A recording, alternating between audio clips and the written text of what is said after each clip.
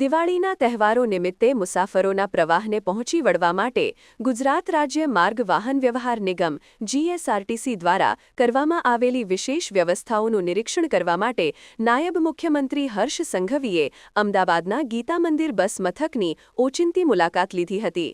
આ મુલાકાત દરમિયાન તેમણે મુસાફરોની સુવિધાઓ અને બસ સંચાલનની તૈયારીઓની બારીકાઈથી સમીક્ષા કરી હતી। પોતાની મુલાકાત દરમિયાન હર્ષ સંઘવીએ બસ મથક પર ઉપલબ્ધ પીવાના પાણીની વ્યવસ્થા અને શૌચાલયોની સ્વચ્છતાનું જાતે નિરીક્ષણ કર્યું હતું। તેમણે વતન જવા માટે બસની રાહ જોઈ રહેલા મુસાફરો સાથે સીધો સંવાદ કર્યો હતો અને તેમને કોઈ અસુવિધા તો નથી પડી રહી તે અંગે પૃચ્છા કરી હતી।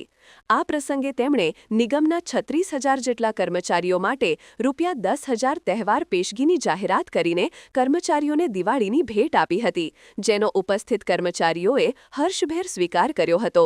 હર્ષ સંઘવીએ જણાવ્યું હતું કે દિવાળીના તહેવારોમાં નાગરિકો સરળતાથી પોતાના ઘરે પહોંચી શકે તે માટે રાજ્ય સરકાર કટિબદ્ધ છે અને તે માટે 4,200 વધારાની બસો દ્વારા 16,000 જેટલા વધારાના ફેરાનું આયોજન કરવામાં આવ્યું છે।